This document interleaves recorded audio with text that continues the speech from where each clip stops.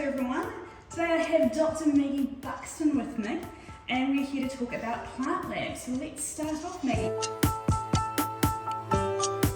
Well, PlantLab is a part installation, part creative innovation hub, part CBD post-COVID regeneration project.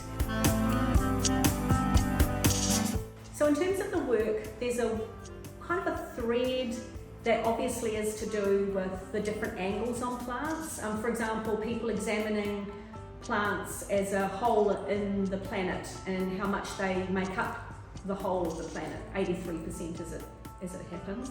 And working with that as a narrative theme to create kind of short poem extracts as well as visual art, exploring the kind of 80 to 83% mean. There's other people who are working with plant memories, moving between analog and digital, so they're kind of, in this case, a digital artist who started working with soap, and they're working with soap and how soap can capture the nature of memory, and then they're moving from the soap back into digital glitch art practice. There's other people who are also working with projection and 3D printing, and there's been recent developments in protein coding. And so they're finding ways to visualise in different ways how we present data, particularly biodata, in physical and digital form, and also climate change data as well. So it's kind of, there's some data visualisation, there's some experimentation in terms of people's ethnography, like their own memory type stuff. It's a wide range of different things, and they're actually collaborating and have been collaborating for a number of months across all of those themes. So each of the themes kind of relate to another. The people who aren't here in this particular physical version of the lab have been working on water and the nature of water as it flows through plants up and down and the mechanics of that. And we've also got somebody else who's working with just experimenting with plant-based dyes and paints as part of their printmaking practice. So it's all different kinds of creativity, but as I said, with scientific information woven through. Mainly on their own, but there's a number of collaborations that have formed across. We actually did a lot of the work all online because of COVID essentially in the last 9 or 10 months, also to be kind of resilient around that. So now that we're in the space forms another layer of collaboration, which is kind of the innovation lab part of it.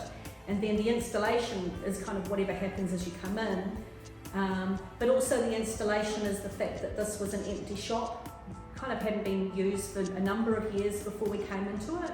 So the day we got the key, actually the installation started. So we cleaned it up, painted it, brought life into this part of the mall, and now we see what emerges in terms of that installation part. Because on any given day, all of this will change and there'll be quite a lot of moving parts. It's not like an exhibition per se when you come in and see a finished work. These are insights into practice and research, and together as a whole, that plus our interactions with people form a form of installation, if that makes sense.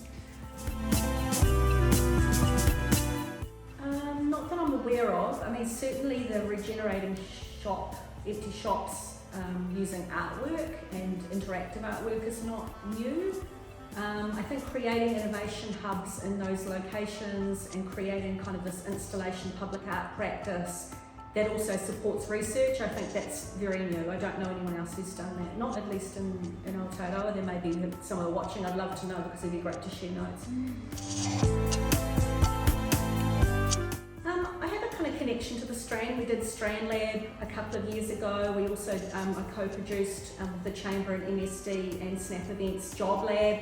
So it's kind of one of the areas in town that's a little more deactivated than others in terms of there's some empty spaces and so forth.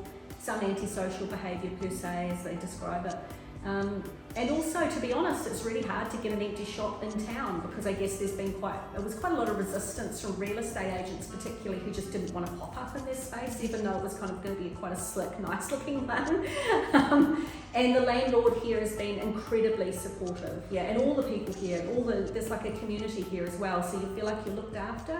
So yeah, we're really happy to collaborate and use this space. And this I think used to be like a streetwear shop, so it was kind of cool before we got in, right? So.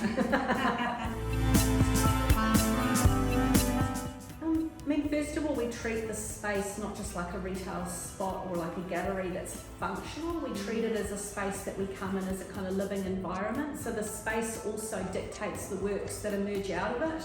So it is a site-specific location where we are supporting kind of the spirit of this plus the mall plus the bigger CBD in principle.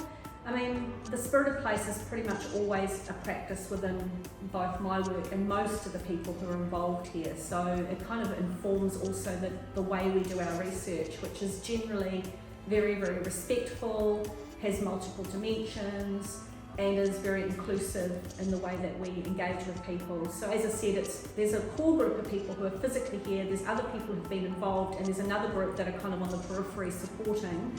I think most of those people all have a passion for the earth and for place in some way, so I guess that's how also that spreads through. Definitely not for things for sale. It's not a commodified space, and it's not a traditional exhibition, daily gallery type thing. They expect to come in, they'll encounter people doing all sorts of mad things on any given day, printing plants out or trying some projection. They can come in and talk to us about various technologies, particularly artists, if there's artists watching or creatives watching. If you want to come in and talk about how you might enable your work by moving across disciplines or using some kind of technology, we'd love to help you, and you might get some free coaching or some support on your projects.